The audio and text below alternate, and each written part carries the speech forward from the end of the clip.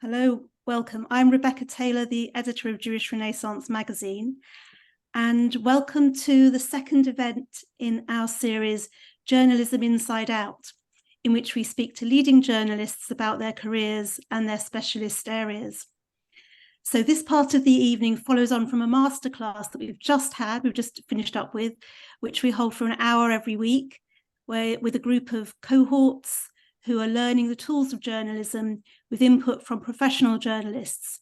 And we're delighted to welcome them back from that masterclass that we've just had and to take part in the discussion that we will be having with our panel soon, later on tonight. And I'd like to welcome all of those who are joining us just now for this wider public discussion about arts journalism. So this week we'll be looking at the job of critics and arts writers. What do they do? How much influence do they have on the audiences who read them, on the audiences who see the plays, the readers who read the books that they're writing about, as well as the culture makers themselves who put on those plays or who write the books or make the films? And in this day of instant social media, do we still need them? So I'd like to introduce our panel of critics. And first of all, if they could tell us about what they do. So what do they do for their work? How does their average week pan out? For example, how many films might you be seeing in a day or in a week? And then practical things like how do you take notes in the dark if you're watching a play or a film? And also then tell us a little bit about your careers, so the highlights and lowlights of your careers.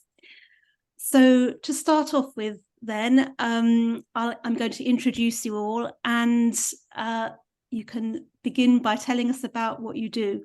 So let's start with Sonya. Sonya Barber is a freelance journalist, digital editor, and author of the guidebooks London Delis, Escape London, and East London, which are published by Hoxton Mini Press. She was also formerly the blog editor for Time Out London, where she covered all sorts of London shows and events and openings. So hello, Sonya. And Hi. hello, lovely to see you tonight. Tell us, what do you do in an average week? Oh, well, I am currently freelance, so my weeks differ quite a lot. But I have sort of some regular people who I write for. I write a lot for Condé Nast Traveller. I'm sort of moved from arts. Well, as Rebecca said, I've written about everything, especially when I was at Time Out. I literally covered everything. But I've been sort of moved over sort of into food and travel and still culture as well. So, I mean, this week I've been writing a lot about Christmas because that's what everyone wants to all update all of their Christmas stuff. But yeah, it's a week for me can be doing some restaurant reviews, or like different art reviews or different things, or I'm also working on a new book. So it's a kind of bits and bobs for me at the moment. So I don't have a staff writer job, which is obviously a much more kind of fixed schedule. So And how does it work? Are you approached by PRs and publishers, or do you mostly go out and find you discover new places and things, or is it a mix of both? it's a mix, really. I get a lot of PR emails. A lot of them are crap. So I just sort of have to like ignore half of them. And then I get sort of, I either get approached by a publication who want me to write about something, and then I'll do my research for that. Or if I'm really excited about something and I see that there's a trend or something, I'll pitch that to some different places. So yeah, it's kind of both ways, really. It's either like, I mean, to be fair, I've just had I've got a 2-year-old, so I'm out and about a lot less than I was. So yeah, it used to be sort of going out every night and checking stuff out, whereas now it's slightly more remote. But yeah, still kind of like keeping my eyes open for stories and for cool things that I want to write about, and then also just doing other stuff which is less fun for money. Sure, no, we've all been there. And are still there, some of us. So how did you get into this type of work? Did you set out with a particular burning passion for one type of journalism, or you just loved writing? Tell us how you got into journalism. Well, I was always a bit of kind of an all-rounder, and when I finished, I did an English degree, and I finished, and actually I went pretty much straight into having doing an internship at Time Out with Rebecca, which is how we know each other. And I was there, and I think I interned there on and off for about a year, which I think is probably illegal now, but wasn't at the time. But and so the kind of beauty of that was it gave me a chance to write about everything. So I was at that point writing for the magazine. I kind of wrote across all the different sections while I was an intern, and then I slowly kind of basically just stuck around, and then I managed to get a job leading their blog. When I feel like people don't talk about blogs anymore, but it was like a sort of digital news channel that they launched back in 2011, I think. And then and from that I wrote about kind of every bit of like every new opening, sort of new cultural thing, new foodie pop-up that was happening in London. And so I kind of wrote across, and that really suited me because I didn't kind of have one specialism, whereas a lot of journalists obviously they just do the food, or they just do the dance writing or whatever. But yeah, I was doing a lot, and so I was it was almost like kind of cultural news that I was doing. And then from there I kind of moved around at Time Out, and it ended up as like things to do, like an events editor, so that kind of still covered everything from museums to, I don't know, immersive theatre. So yeah, it was a whole big range. And then from Time Out I went freelance, and then I was freelance for a couple of years, and I did a lot of different stuff in that time. Worked at Stylist, worked at quite a few other publications, sort of on and off. And then I worked at Condé Nast Traveller. I did a maternity cover there. I was digital editor, and I led all of the digital kind of offerings at Condé Nast Traveller. And then it was COVID, and then I had a baby, and then here I am. It's wonderfully eclectic, and and I wrote some books in that time as well. And you wrote some books, yeah, absolutely. I mean, I don't want to put you on the spot, but career highlights or lowlights?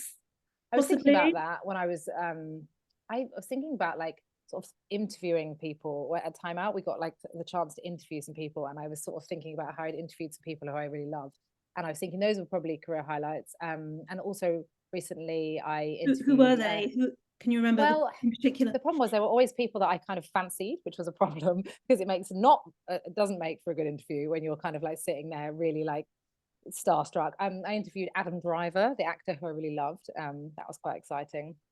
Who else I interviewed? I just interviewed like some musicians and some other people who I just really loved, and it was really exciting. But I feel like actually talking to people who you're sort of completely in awe of is not actually the best way to get a great interview out of them. But those were sort of like personal highlights for me. And then I guess having my first book published, which is a guide to East London, which was like a kind of big milestone moment for me, which is now on its third edition. Very exciting, because things really do open and close a lot around here. So congratulations on that. And what about any disasters, things that went wrong, and you think, oh, I didn't get that, or I should have done that a different way, or I mean, a lot of the writing that I've not enjoyed doing has been commercial writing, and luckily, like, your name is not on that. So I was doing kind of quite a lot of commercial writing when I was working at Stylist, and I had to do a quiz about which fruit flavored water are you. I think that was like maybe a low point for me. It was actually quite good. Now I think back on it, it was quite good, but sadly my name is not on it, so you won't be able to find it. I could tell you later. Lemon and lime, that's the cool one. Strawberry, that was a bit more traditional. Anyway, so yeah, just like that was a sort of low morale point. Great, thank you, Sonya. So that's a nice introduction. It's very eclectic and wide-ranging, and it gives an idea of the variety of things that you might be writing if you're more on the arts and culture and a bit of lifestyle side of things, and working as a freelancer. So let's go now to Hephzibah. Hephzibah, hello, Hephzibah. Hello. Hephzibah Anderson is a journalist, broadcaster, and author. She reviews books for The Observer and interviews cultural figures, including most recently Susie Orbach and Katja Adler, among many others.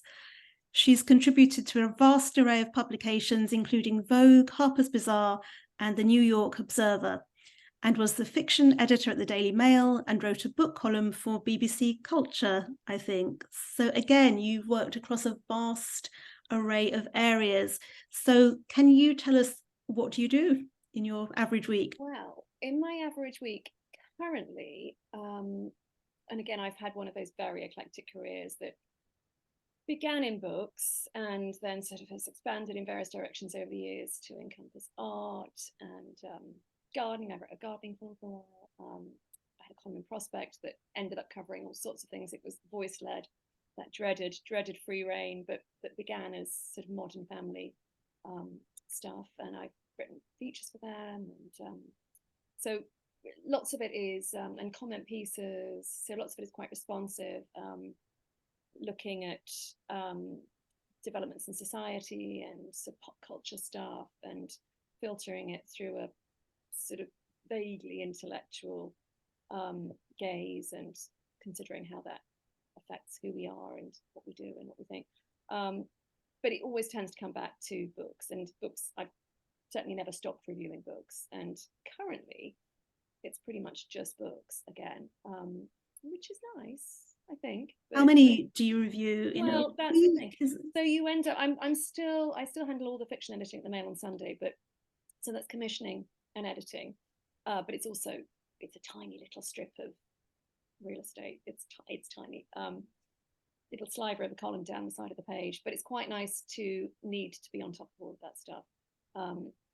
So I have to know what the big books are, even if we're not going to review them. I need to know that they're there. And I'm also reviewing a lot of that. So that's a book a week, and then I have 3 books a week 3 books a month for the Observer, plus anything extra that they throw my way. So it tends to be, and often I'll want to know. Really, the only way you can assess books by reading. So I'll dip into 4 or 5 over the course of a week. But if I really want to know, do we need to review this or not, I do need to read it. So I'm going to read 2 or 3 books a week, which is a lot. And it tends to be largely fiction as well, which slightly skews your appreciation and understanding of the world, because you acquire all these odd facts and then you think, well, hang on, I learnt them from a novel. So I don't know. And it also leaves you slightly dry of adjectives on occasion.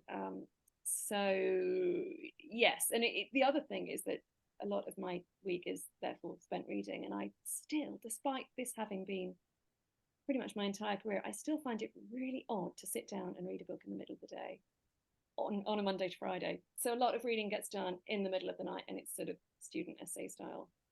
Are you a fast reader? I'm not a fast reader. No, ironically enough, and I was a somewhat late reader. I think I was probably mildly dyslexic and it was undiagnosed. So I was a late reader, and I'm still a slow reader. And actually, I think that the slow reading probably makes me a better reviewer if I'm a more careful reader.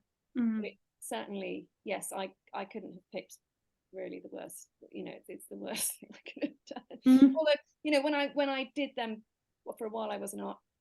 Back when you had to pay for the Evening Standard, I was an art critic, and my job was picking up everything that Brian Sewell didn't want. So, it usually involved going to some far-flung corner of East London.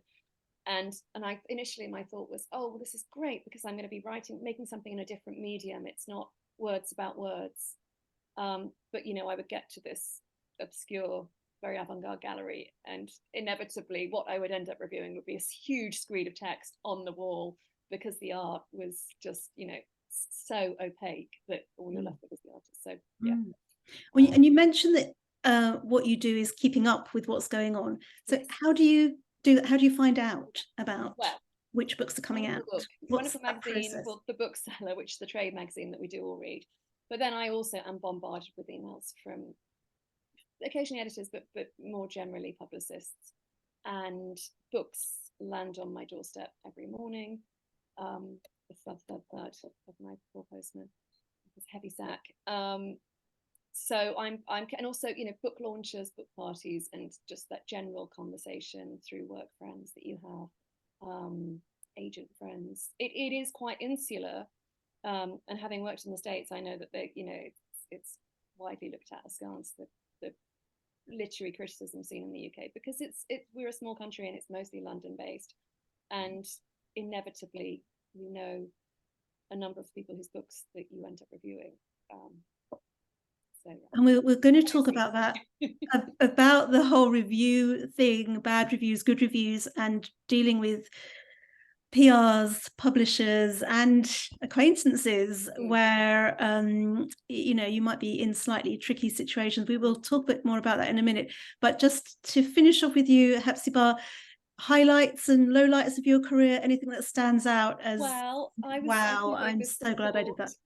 And with Sonya on the not interviewing your idols, I got to interview Judy Blume, and it just took me right back.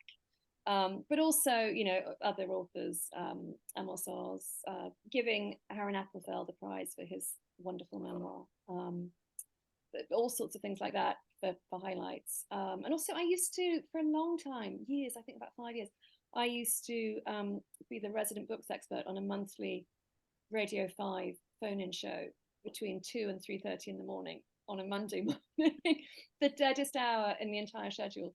But it was pure joy, because there would be a vague theme to this book's phone-in, but inevitably people would get talking, and it's so intimate radio, and at that hour it's completely reasonable to expect that you probably are the only person listening. So people tell you things about themselves. You get this gorgeous slice of biography apropos of, why did you like that book, or where did you find it, or who recommended it to you? And it was just absolute wonderful. I love it. I still miss it. Lowlights, I did when I was working for Bloomberg News.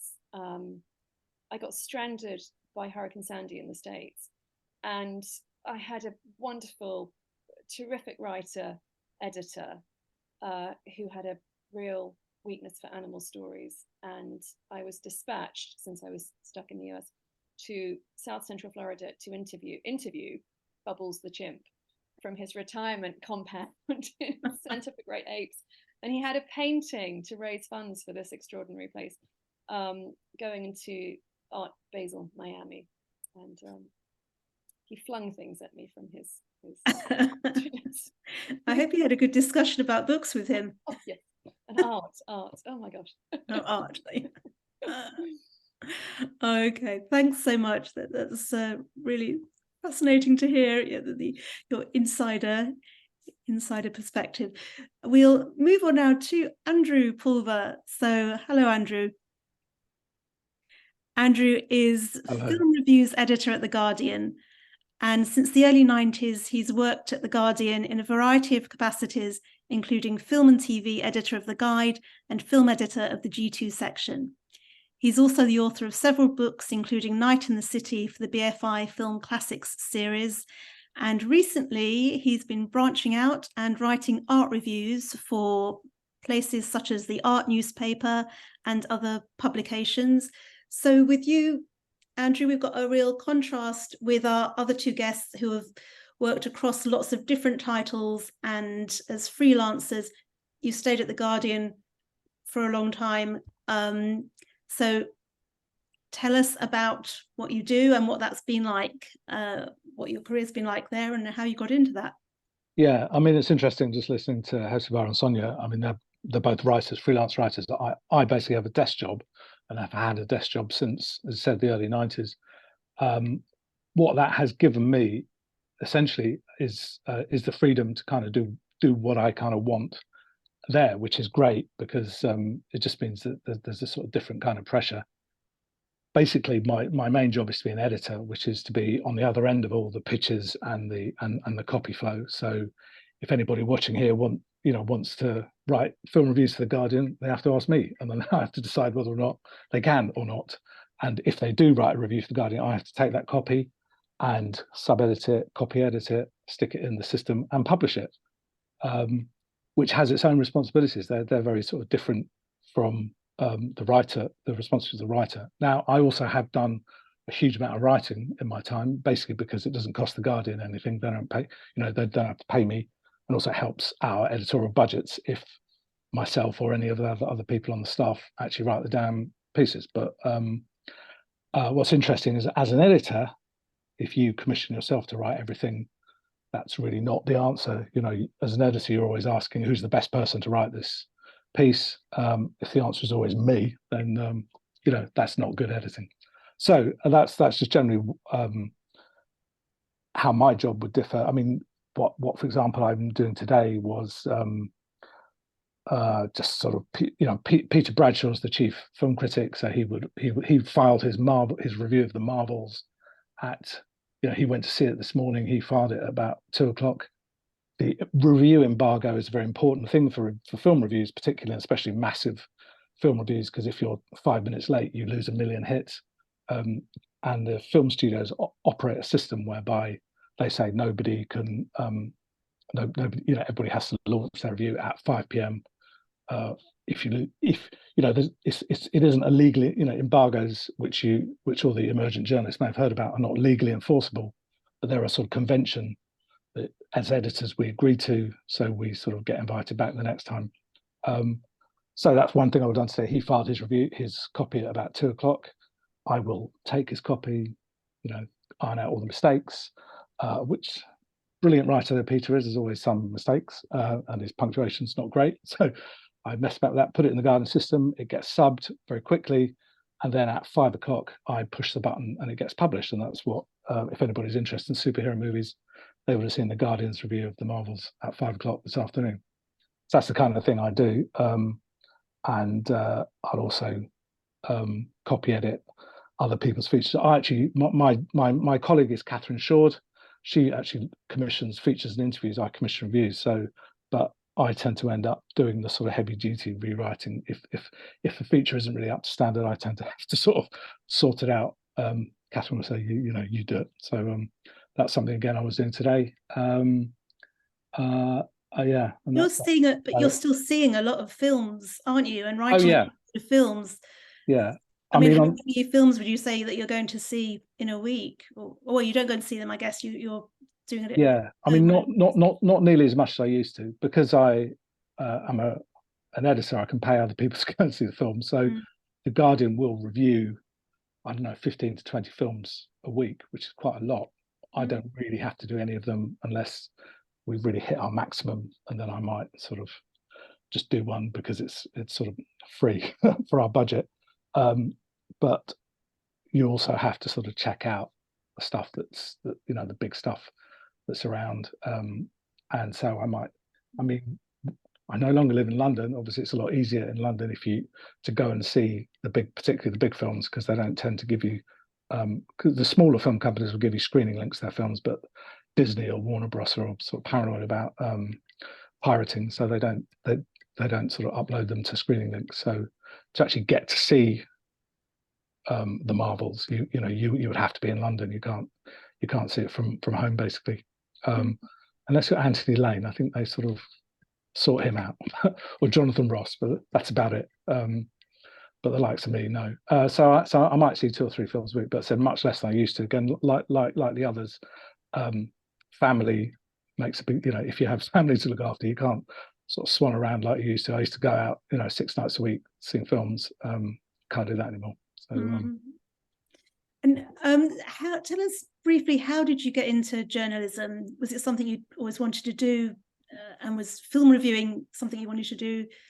Well, yeah. I mean, I from my student day, when I got to I went to the University of Edinburgh. When I got to the sort of beginning of the 4th year, because it's 4 years now, so I was beginning to think, what am I going to do with my life? And my mum and dad obviously wanted me to be a lawyer or something, but what did you study? I studied English literature and history of art.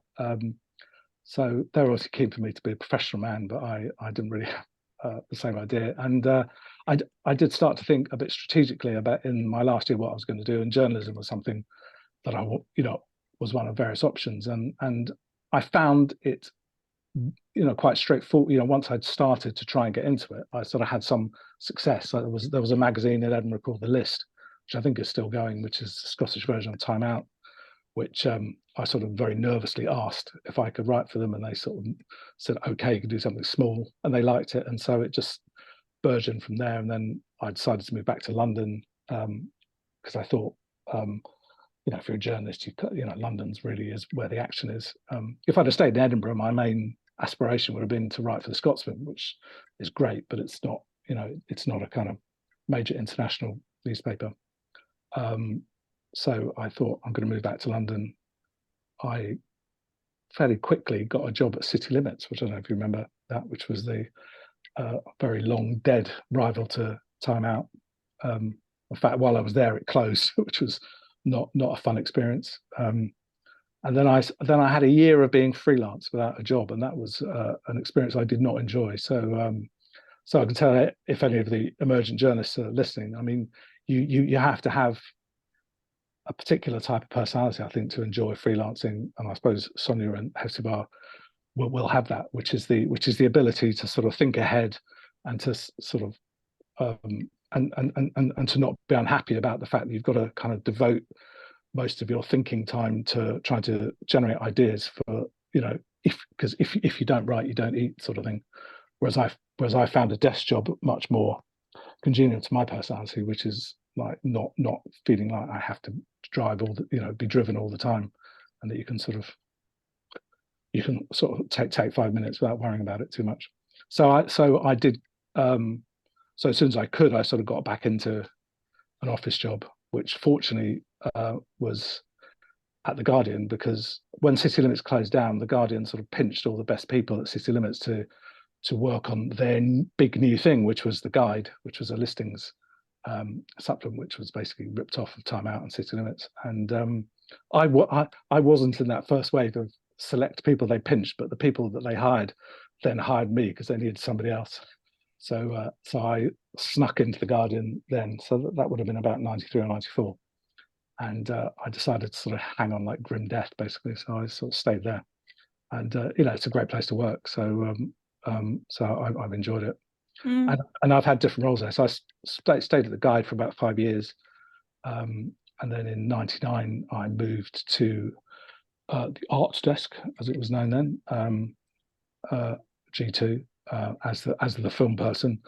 And then there was a kind of huge sort of reorganization at the Guardian in 2011, 2012, which is when the impact of digital journalism became clear. I mean, what was so great about that period for me personally, between sort of 99 and 2011, was it was pre-digital. So it was like the old style. It was just paper journalism, and the advent of web journalism is great. You know, but it's not as great in my view as the old days. But anyway, but in 2011 there was a huge change where basically they closed down almost all the desks, and everybody was sort of moved on to digital desks, really. So the film website became the main. So the arts desk, as was, there's no more. It's now a collection of websites, of which what you now see in the paper G2 is a sort of selection of the best stuff that those desks generate. And so now there's a film desk and a music desk and a visual art desk. So I'm just going to move you on a little bit, Andrew, because sorry, yeah. No, that's fine. Yeah. No, it's fine, because I want to go back and talk about that whole changing of the landscape. Oh, right, yeah. Between the paper and digital in a minute with everyone, but just very briefly, highlights and lowlights of your career. You've spoken to so many people. Well, I was thinking about. I mean, I have done loads and loads of interviews. I would say in terms of print, I sort of remember talking to George Clooney in about 2015 when just before Trump was nominated and I remember asking him, I said, you know, Mr. Clooney, is Trump going to be president? And he said, absolutely no way. It's never going to happen. He might get the nomination, but he's never going to win. So I'll sort of never forgive him for that. And also there was a period when we used to do video interviews quite a lot, because before then, the kind of really famous actors wouldn't really want to get anywhere near the Guardian because it was sort of kind of waste of their time. But when it became the video, when the website became able to use video, then we used to interview a lot of these people on you know, very short 2-minute interviews. And then you started meeting a lot of the Hollywood stars. And I still remember Angelina Jolie. She's a pretty amazing person, I have to say.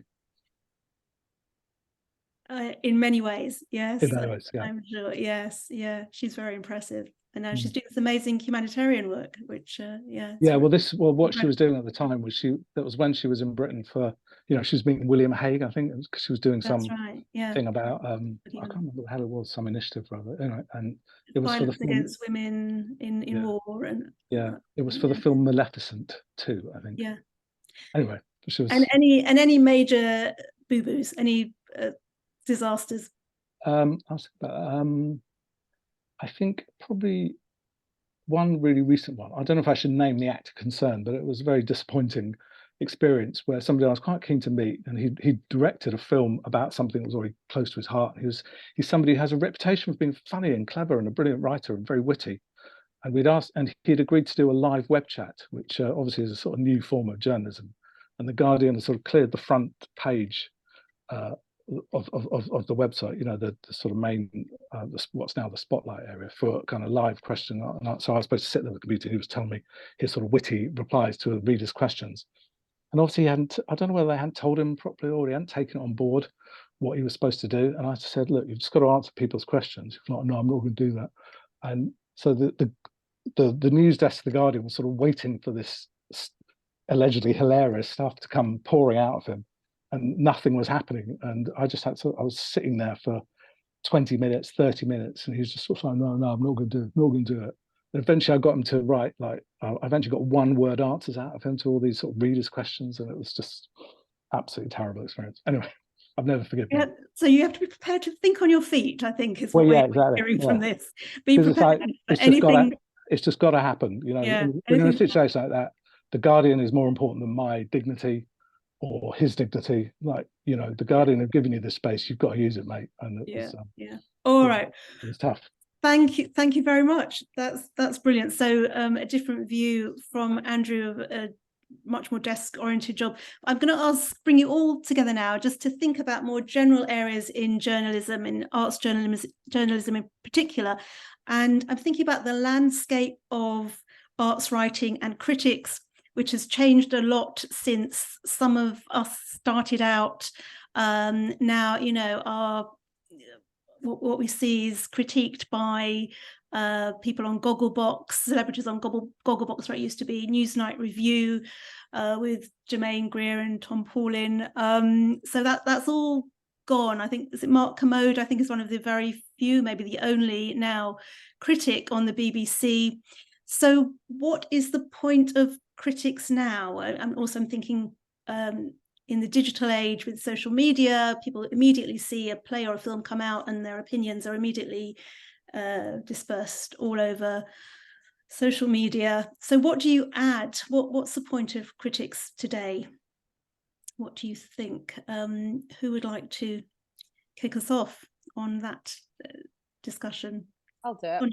Yeah. I think because there's so much noise out there, I don't know, personally, I find that reading a review of someone who I trust, or from like a publication that I trust, is sort of more important than ever, because like everyone wants to chuck their 2 cents in about everything. And I just find that, like, if something is very hyped, like a new restaurant or whatever, like, I just sometimes a critic who isn't sort of an expert or who doesn't have some other kind of invested interest, they'll hopefully just tell it like it is, and you can kind of get a more honest and opinion of like what it's actually like, whether it's worth your money, that kind of thing. Whereas I think a lot of people are just really, like, I don't know, trying to be influencers, just trying to be people pleasers, or just kind of jumping on like hype bandwagons and saying what's liking what's cool. And so I think it's good to have people who are kind of held accountable by their publication for actually just like telling their opinion. I don't know. We get an independent voice perhaps from critics. Yeah, I mean, this is something I actually think about quite a lot, so I could talk about it a bit. Sorry, unless Hephzibah wants to. No. I mean, I think there are a number of things I think going on here, which is, I mean, in a very general way, what Sonya was just saying about the noise is really important. I mean, for me personally, one of the things that became clear right from the very early days of the internet, which was very strange, considering that the whole idea was it was supposed to be democratizing, is that branding actually became more important because of all this sort of billions and billions of kind of crud all over. Suddenly the things that cut through were the things that people knew about already. So if you were Adidas or Nike or someone, it was great, it was gravy. And And if you apply that to journalism and criticism, the sort of trusted quality news brands, if you like, although obviously it's awful sort of talking in terms of things like The Guardian or other organizations of brand, but the things that have identity actually, I think, have gained strength through the internet. So if you put in, the Marvels review, you'll have loads and loads and loads of sort of nerds out who are just sort of writing their own thing, and they're of kind of no account, whereas the people that matter, the New York Times, the LA Times, us, the Observer, whatever, those pieces of writing sort of stand out much more, I think. So that's for me the value of that kind of writing, and the writing that's sort of backed up by that kind of strength.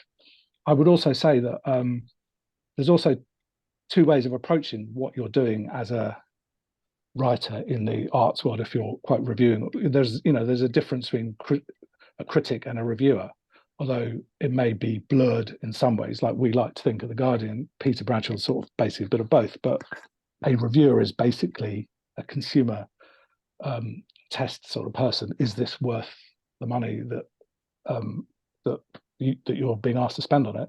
That's very important. I mean, it's not to demean that in any way, but because if there were no reviewers and no critics, all you'd be going on is what, in film, all you'd be going on what Disney says, and what Disney wants is your money. They're not really offering any real opinion. They're trying to get everybody into a state where they'll just rush to the cinema and plunk down 20 quid to go and see a film.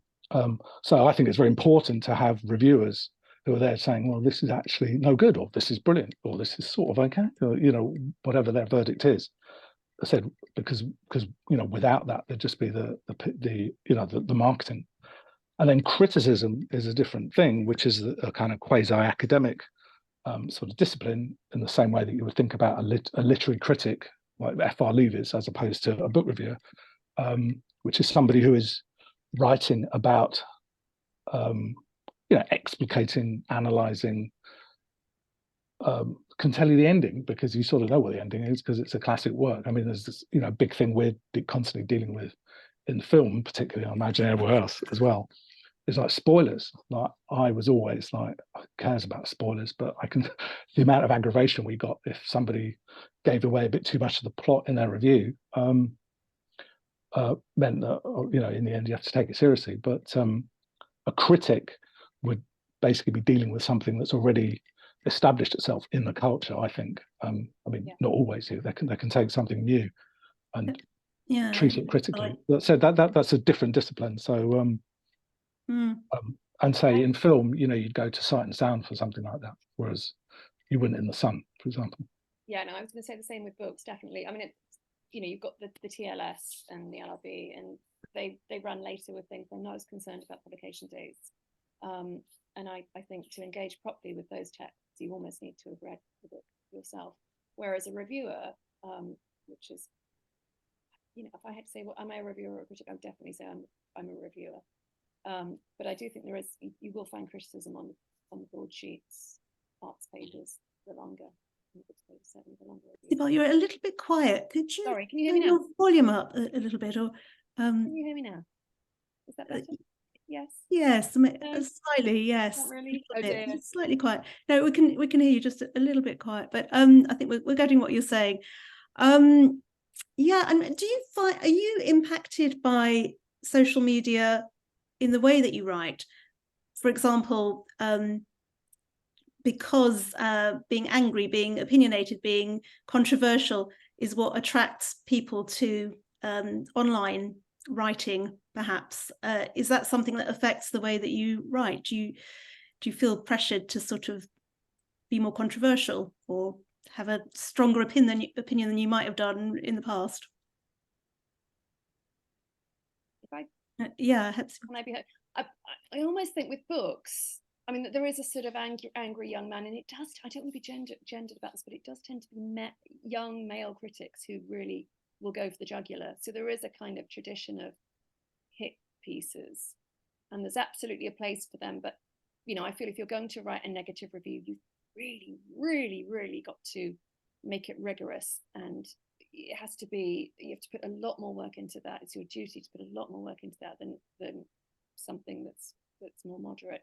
But what I worry about with books is, you know, the impact of things like Goodreads. I mean, you do get the, you know, there's the 1-star Amazon tradition of, you know, it arrived late, I'm giving it 1 star.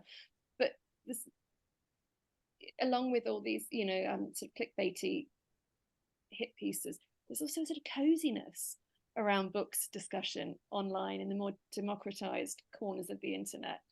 And I think that's equally to be pushed back against. You know, oh, it's a book, oh bless. And I find that really annoying. So I think that's also something to be aware of, especially in the sort of cozy Twitterverse, or whatever we're calling it now, of writers doing a lovely thing and bigging up each other's publications, but it all becomes a bit homogenous, and it all feels like a big cozy pullover, and it's hard to know. And I, you know, going back to what function do book reviews or reviews generally fulfill, and I think with books there's so much out there, and publishers have got increasingly less idea of what's going to win prizes, let alone what's going to sell, that you are, as a reviewer, fulfilling a really vital role as a curator and just helping guide people to books that they might love, rather than people who've bought prime real estate in Waterstones, or who have, you know, somehow, you know, the algorithm's throwing up at you. Or someone necessarily, like, and I'm just thinking in terms of restaurants or hotels, which is what I've been reviewing a lot lately. Like, if a place has like a big budget and that they can afford a PR, then they're more likely to get reviewed, and it's kind of like, yeah. So I think it's important to kind of, so that other places get a look in, not just the, like, yeah, the big, as you say, the big hitters, the Disneys, the Waterstones, you know. And that's a tricky relationship, isn't it, Sonya, between if a PR is offering you a free night at their hotel, it's pretty hard to give a damning review. I just probably wouldn't review it. I like at Condé Nast Traveller, like, if it was a bad review, we often just didn't put it up, because it was just like, we do not recommend this. Like, I stayed in a hotel and it was like, had just opened, and there was just like a disaster of things, and I was just thinking about, did I actually review that? Because it was just like, there was the table next to us, there was glass in their food. And I didn't put that in the review. I don't think I reviewed it, and I think I went back to the PR and said, I didn't have a good time here, maybe you want to sort these things out, and I fed back directly to them. Same with restaurants that I've done that with. But then, you know, if I worked for a different publication, I might have written a really, I mean, there was a lot of really hilarious things that happened in that hotel, and it would have been a great review. It was a funny story in the office, but everyone else didn't get to hear it, sadly.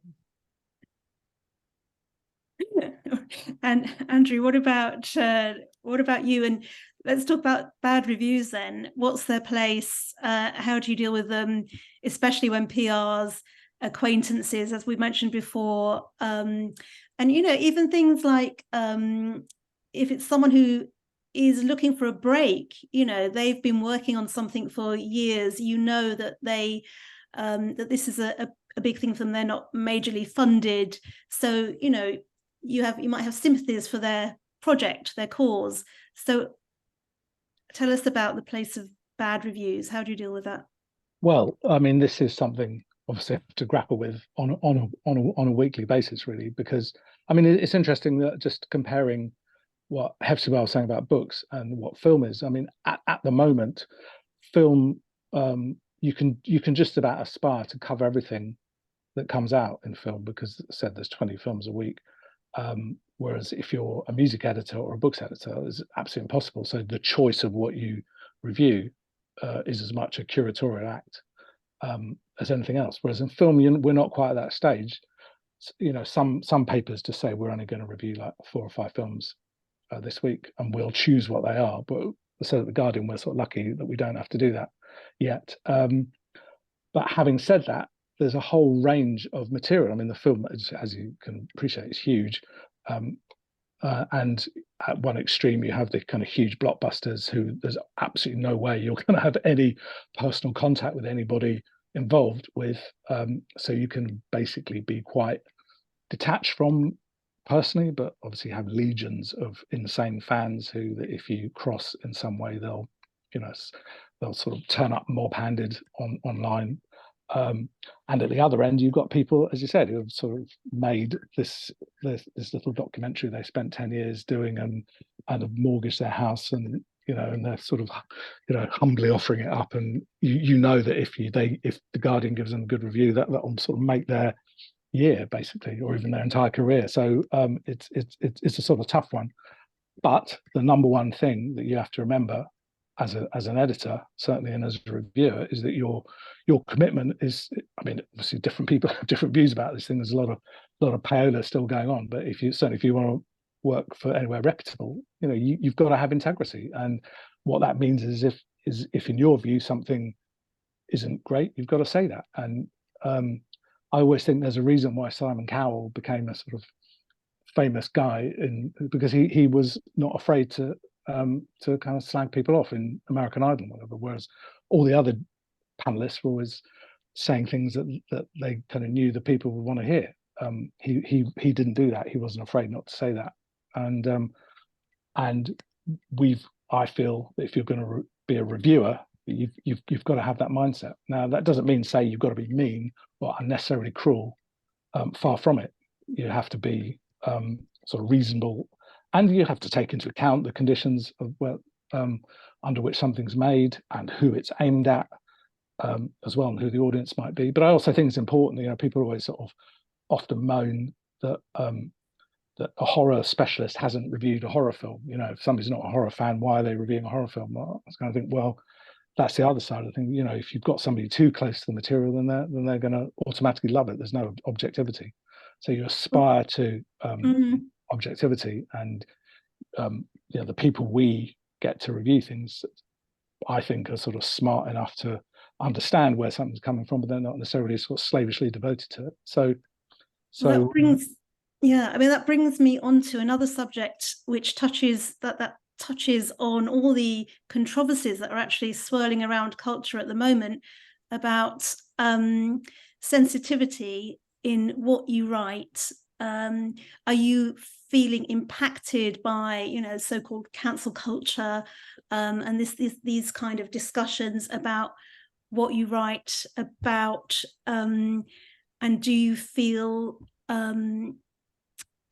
are you feeling impacted by these discussions about representation? I think there are sort of two issues, one about what you're seeing or reading and whether you feel that you can write about it freely, but also what do you think about these discussions? I know, Andrew, you reported on recently Bradley Cooper wearing the prosthetic nose for the biopic about Leonard Bernstein.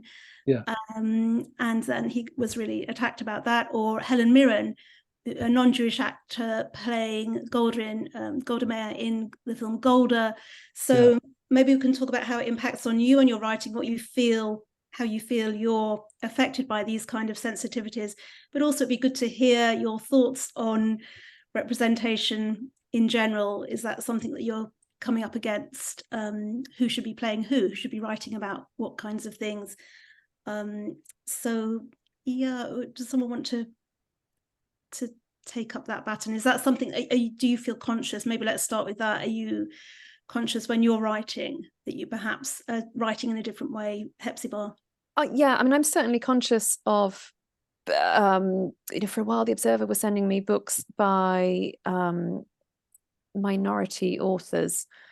And at a certain point, I began to think, am I qualified? I caught myself thinking, am I qualified to review these? And then I just thought, well, it's sort of telling of the moment that we're in that thought crossed my mind.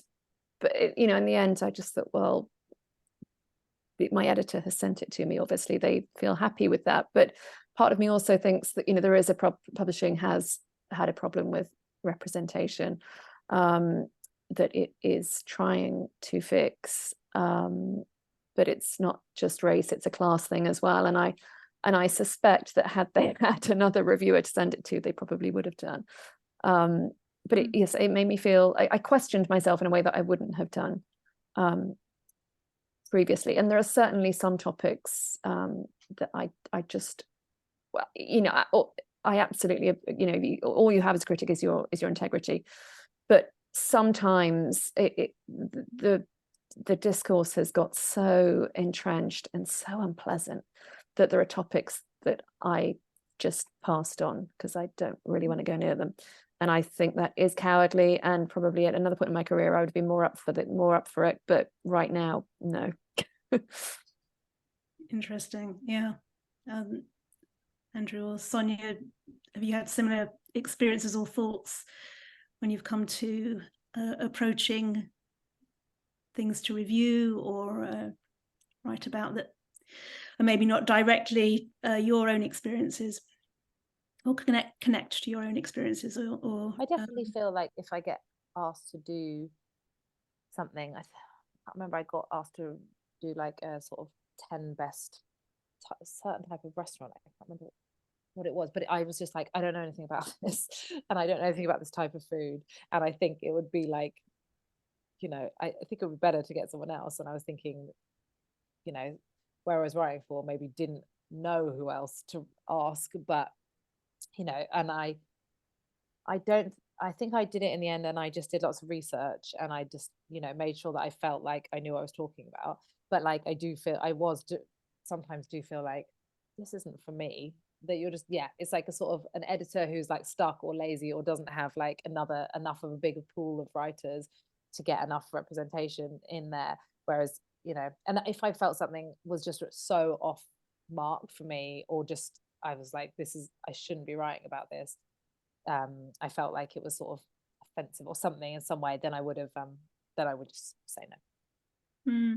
Well, you touch on a good point there, which is a lot to do with having a variety of people to turn to. So the industry representing a broad swathe of people from different experiences and backgrounds, and maybe that's a big part of it too. Andrew, any thoughts? Well, yeah, because again, I come from it largely from the other side of the desk, so you know, it would be up to me to be one of those people who had a big pool of writers, and I would say, since I've been working with Lyons for a long time, I can say there's definitely been big changes. And interestingly, the film, I don't want to keep on going about how great or important film is, but the film industry sort of was the first to experience this in a big way with the Oscar So White campaign, I think in 2016, and then the kind of Harvey Weinstein Me Too thing happened in 2017. So that was,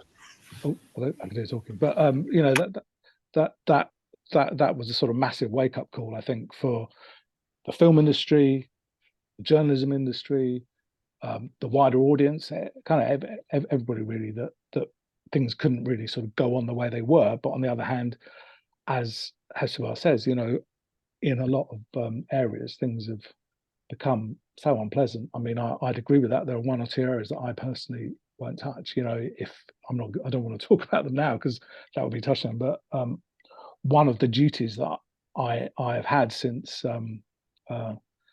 the big change to digital is writing a lot more news stories. I never used to have to write news stories. Now I do most mornings. But, you know, normally it's some, you know, just something about Marvel workers go on strike. That's very straightforward. But there are other controversies that come up in the news. Then sometimes I just think I don't want to do that. I'll sort of, you know, I don't want to get flamed on social media. Not that I participate, but you do.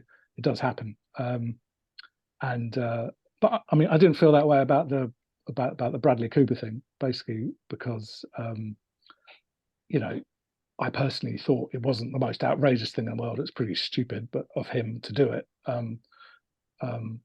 And obviously, because this is a Jewish event, the whole Jew face thing is quite interesting. And you can see there are two sides to it, really.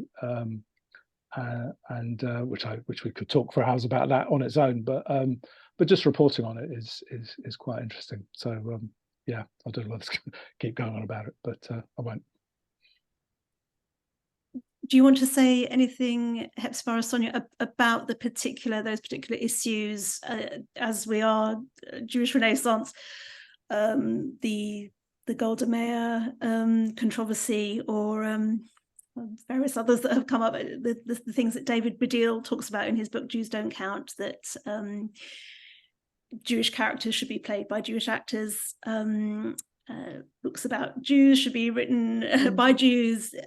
Is that something that you feel strongly about, Hephzibah? You look like I mean, the Holocaust, that whole sort of feel good Holocaust novel genre, which, you know, that's quite something to get your head around, and often they're just really bad books, but they keep on coming. You know, sort of cozy things that make you feel good about the human race and really have very little to do with the Holocaust. Yeah, I mean, I do tend to avoid them if I can, and I tend not to send them out as an editor, but you know, you need to be sort of representative. You need to, if something is going to be huge and it offers context for everything else that's being published, then you can't ignore it indefinitely. It makes me, it's not my favorite genre of book, I have to say. Boy in this striped pajamas. Yeah, exactly, that book exactly. And I remember Naomi Alderman, I think it was her, tweeting very eloquently on the subject, and just absolutely encapsulating all my unease. But you know, ultimately, I do think that nothing is out of bounds creatively as long as you do it well. But you know, not everybody is brilliant, and there's a lot of stuff that's being handled very badly, and you just feel it's exploitative on some level. Sonya, do you want to chip in there, or anything else? I don't have very many, like, you know, in my experience, in my work experience, I don't encounter it, culinary appropriation. Yes, no. So but you know, I have my own personal opinions on it, but yeah, no, I'll say that one. Okay, I'm aware that time is moving on. In fact, it's moving on very quickly, and we've got questions from some of our audience. So I think I'll leave it there for the moment. If we've got time right at the end, I'd wanted to come back and ask you all. I think I'd asked for a film or a book or a play that you've seen over the last week that you can recommend, but we'll go to that right at the end. In the meantime, can we go to our audience? Emma, are we going to spotlight people who have questions, and can we do that now? Yes, we can. Okay, so I think we've got one from Joshua. Is that right? Yeah. Joshua, would you like to ask our panel your questions? Yeah, thanks very much, first of all, everyone. That was so interesting. My question is just in terms of when you're writing a review for something that everyone else is also reviewing, how do you go about trying to stand out, and do you? You know, especially if you're kind of a reviewer that doesn't have a big established following that you know people are going to read you. Is it like the tone that you take? Are you going to choose to focus on stuff that other people might not have chosen? Yeah. Okay, who would like to pick that up? Should we go to Andrew? All right. Okay. How to make your review stand out? Is that right, Joshua?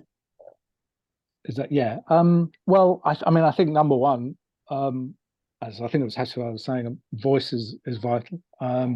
You've got to have your own voice, and in a sense, I would sort of ignore what you're worrying about, what anybody else says is going to say. I mean, when you sit down and write your thing, you've just got to write what you think of it. I think, and you know, one of the difficult things to communicate about writing is it's kind of equivalent to acting or something like that. There is a level of sort of talent and a gift that the writer has that can't be learned, that you either got it or you haven't to some extent. As an editor, and I see that all the time. I get loads of people pitching their film reviews, and you know, 90% of them I say, well, this is all right, but it's just not quite up there. So so I would say, if you're sitting there thinking about what can I do to get into that, so you've just got to be yourself, really. I think that's the main thing. And also try not to, if you're pitching reviews or have got or trying to suggest something, try not to pick the most popular thing. I mean, that's one thing. You know, whenever I get a Marvel somebody pitching a Marvel film review to me, I just, well, who cares about this? You know, you're never going to be original about Marvel. You know, if you can find something weird and odd that other people won't have written about a lot, that's much more likely to stand out just from its very nature, really. So so that's one thing I suggest. But if you're going to write about something super popular, that is tough, to be brilliant and interesting about that. Whatever you do, don't say the fans have been after this, or the fans want this, or forget about the fans. Screw the fans, as far as I'm concerned. Sorry, I shouldn't say that. We'll edit that bit out. Hephzibah. Yeah, I mean, it is hard because everybody has an opinion and they're all writing it, and you know, it's everywhere. And I do think you can see it happening sometimes with a big book that, you know, everybody is going to review. You can see a sort of, sometimes the critics will sort of move en masse skittishly in one direction all at once.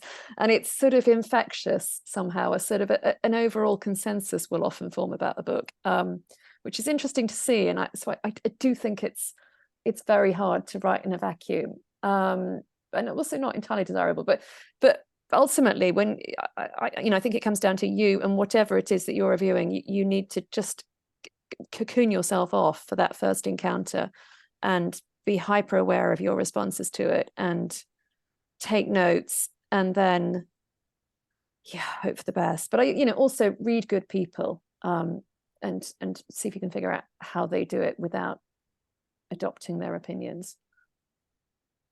Is it still an art criticism in the way that it was when you think about critics like Kenneth Tynan or Pauline Kael? You know, they were real writers. Is there still the mystique of the critic, do you think, in that way, or has that dissipated a bit with I see some really good writing still, personally, especially on the books pages. Really good writing. And you know, certainly the New York Times still have there are still a few, but yeah, I don't know how that will hold up in this supposedly egalitarian climate of ours. So Sonya, any tips for making your reviews stand out? Yeah, I mean, I'm thinking about it with sort of my editor hat on, and I'm going to say something which is probably like very like unpopular, but like doing it like a clickbaity headline. Sorry, like a what? Doing a clickbaity or sort of like a catchy headline is like, I'm just thinking about when I publish reviews, and obviously we're publishing reviews of, you know, very similar hotels, this, that, whatever everyone else is, and trying to make the headline a bit more clicky. I don't know, I'm just thinking about clicks, which is what I always do as a digital editor. So I'm not thinking about integrity or critical faculties or anything like that. So yeah, you're telling us on the other side, as a digital editor who needs numbers, it's sometimes you want to just make it so that people get there, and then you can like impress them when they're there. So if you have to reel them in, you have to reel them in. Thank you. Thanks for your honesty there, Sonya. And just related to that, we'll go to Arthur Weiss, who had a question which taps into that. Can we go to Arthur to ask your question, Arthur, please? Yes. I'm thinking in terms of how, what Andrew said about really tight deadlines for a show or film just come out. It's got to be in the next day's paper. And years ago, I remember I saw one of the previews of Sondheim's Sweeney Todd. And when the reviews came out, they panned it. And then a couple of days later, they praised it and they retracted their reviews. And my feeling when I came out of that was, yuck, this story is just gross. And then a few hours later, I thought, I've just seen something absolutely amazing. So when you have to rush out a news story, you've got the Garza Hospital as one example, or a review without time to think about it, is that a problem? How do you overcome that? Because obviously a retraction is too late.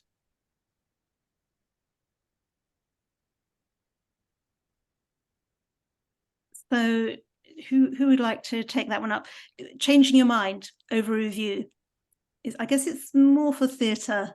You know, weirdly, it happens with books, because I think you read as a critic, you read in a really artificial way. You read it in 2 or 3 sittings often, because you're just cramming it in, and then, you know, invariably the deadline is the day after tomorrow or the day before yesterday, and you get it down, and then maybe a week or 2 later you'll realize that a book that I don't find that I radically changed my mind, but sometimes a book that I've given slightly short shrift to will still be with me a couple of weeks later, and I'll want to go back to it. And I almost think you need to be able to reread a book and let it sit there. And but and I guess if you're writing for the TLS, maybe you do have that time frame, but sadly no.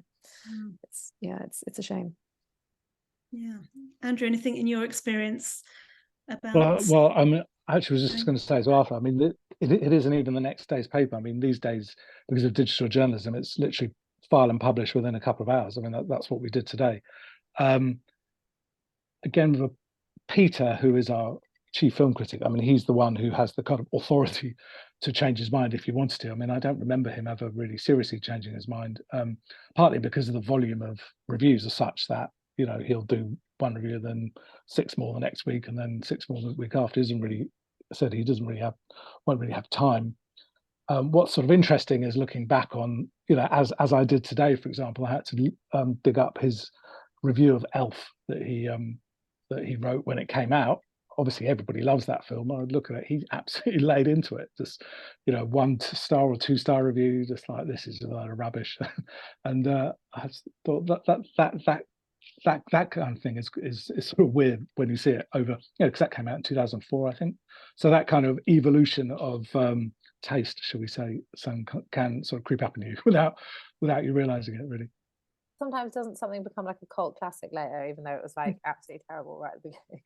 Yeah, well, absolutely. I mean, there are things that I'm just trying to think of anything in my experience. I mean, I'm sort of the other way around, really. That I remember sort of years ago, sort of seeing I thought this amazing film, and nobody paid any attention to it. I gave it a great review when I used to do the Guardian film reviews, and it was Rushmore, and it was great. Yeah, I was so ahead of the game on that one. Fantastic. So I was quite pleased with myself there.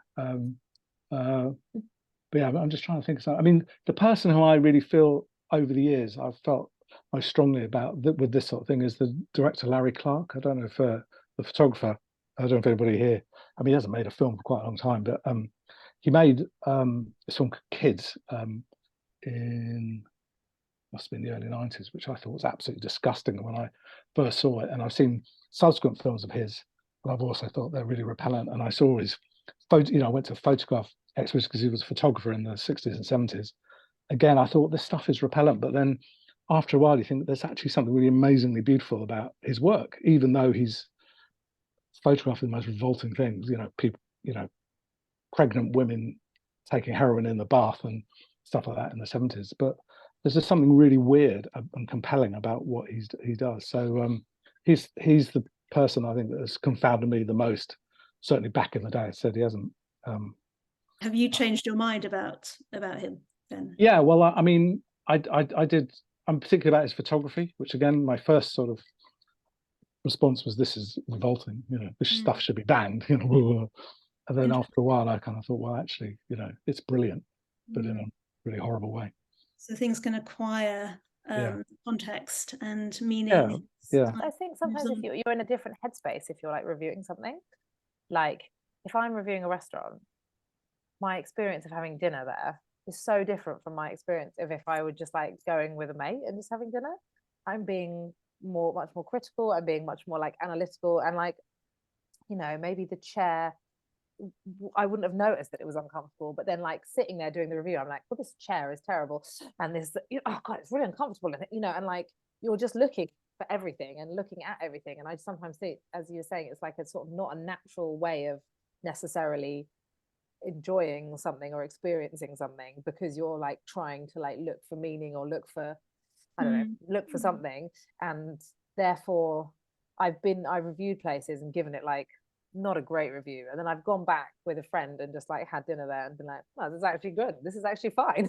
Because it's different, it's just like, so yeah, I think it's context as well. Okay, well, we're getting in more questions, but we are also running out of time, unfortunately. So before we go, I'd just like to ask our critics, what have they seen or read or visited that they can recommend to our audience this week or recently?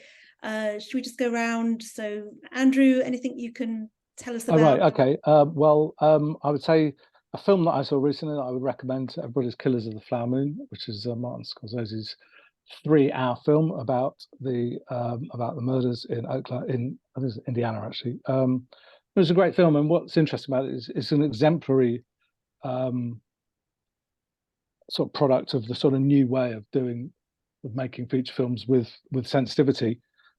You know, Martin Scorsese would be the last person you would expect, certainly in the old days, to have sort of communed with wise elders before making a film to sort of make everybody happy with what he was going to, you know.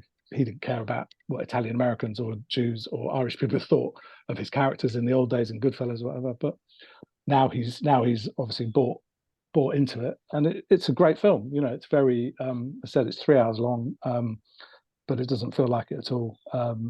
It's about indigenous peoples. Yeah, it's about sort of these kind of murders of the Osage tribe. There's a real life, very horrible episode where maybe about 30 or maybe even more, 100 people were murdered over oil rights because oil had been discovered on this reservation where these people and the sort of local white people who were trying to chisel these Native Americans out of their land and kind of marrying them and stuff like that to get rights, and obviously killing lots of them at the same time. So it's a horrible, horrible story, and it was a great film. So I would definitely recommend everybody go and see that. But go to the loo beforehand. That's all I can say. And there's a great exhibition I just saw because I live in Oxford, so I just want to recommend the exhibitions on the Ashmolean, which is called, God, I can't remember what it's called now, but it's about the kind of the industrial use of color in the mid-19th century, that what they call the chromatic turn, where fabric dyes became suddenly much cheaper, and paint became much cheaper as well. So people suddenly started dressing and using and decorating in brilliant color, and it's a great exhibition. I can't remember what it's bloody called though. Great to have a tip from outside of London as well. Yeah. So Hephzibah, thank you, that was great. Hephzibah, any books you can recommend? Yes, this book here, How to Save Babylon by Sophia Sinclair, I interviewed her for The Observer, and it's she's extraordinary and it's absolutely fabulous. It's a memoir. She's a poet, a prize-winning poet, and it's a memoir of growing up inside a very fundamentalist Rastafari family. So it does several things at once. One is that it gives you an insight into Rastafarianism, and specifically the role of women within it. And no surprise, like most religions, when it becomes fundamental, it's really all about keeping women down. But also things that I think certainly I had no idea of, which is that they're a very put upon, oppressed minority in the West Indies, and so that was fascinating. But it's about her escaping that very difficult family situation, partly thanks to her mother, but also thanks to literature. And so it's also a woman becoming a writer and finding her voice and finding out who she is on the page. And it's really tense and very beautifully written. Fantastic, thank you. Sonya, anything you can recommend for us and our audience? Recently I went to see the Marina Abramovich exhibition at the Royal Academy, which I really enjoyed because I went to the preview and she was there, and I'm not sure how it would be when she wasn't there, because obviously she's a big part of it, but like some of the stuff in there, I don't know if anyone knows her. She's a sort of I had to interview her actually. Did you? Oh my God. Fascinating. Yeah, yes, she was amazing because she seemed amazing in this. She was surrounded by sort of young, indeterminately gendered, indeterminately accented, very beautiful people all dressed in white. It was a very extreme experience. Yeah, it was very odd. Yeah, she seems like an amazing person. Is that right? There's people with no clothes on. There are people with no clothes on. There's like quite a few people acting out, well, not acting, but like being recreating her performance art pieces. So one of them, you have to like walk through a door, and and it's got two people standing too close together and they're naked and you have to like, oh, you can actually opt out and go round, but better to go through. And I found it very, yeah, it's very emotional, and some of the stuff she does is so intense, and yeah, would recommend, not light-hearted stuff. Thank you. That's fabulous. Thanks for all your recommendations, and thank you so much for a really interesting, insightful talk, discussion by you all about what you do and just the world of arts writing and being a critic. And I think it's given us lots of food for thought. We're going to wrap up now because time is really getting quite late, and I'll just go over to Emma, my colleague, who wants to talk about what's coming up next in our programme. Hi, Emma. Hi, everyone. First, just to say thank you to all of our speakers for being with us tonight, and also to everybody who asked a question. I've definitely got some recommendations to go away with, which is wonderful. And just a few recommendations of our own. So next week, this series continues with a look at news journalism. So I'll be, thinking about the pace of ever developing stories all over the world with some special guests. So we have next week, we have Serena Kaczynski from Sky News, Justin Cohen from the Jewish News, Jane Eisner, who teaches at the Columbia School of Journalism, but is also the former editor of The Forward, and Josh Glancy at the Sunday Times. So I've just put the link in the chat for that one, so you can sign up. And I also, while we're on the subject of culture, I just wanted to flag up an event that we are holding on the 26th of November at the Museum of London Docklands, where we're tying in with their exhibition on Fashion City, with an afternoon of music and poetry that will be themed around clothing and kind of Jewish nostalgia as well. So we have Jill Abram, Rachel Klein, and Jacqueline Safra, who are all prize-winning poets who will be joining us that afternoon, and Sarit Aloni, who is a renowned singer as well. So yeah, please join us for either of those events, and we hope to see you again soon. So thank you again to all of our speakers, and thanks to Rebecca as well, and hope to see you again soon. Thank you, everyone, and good night.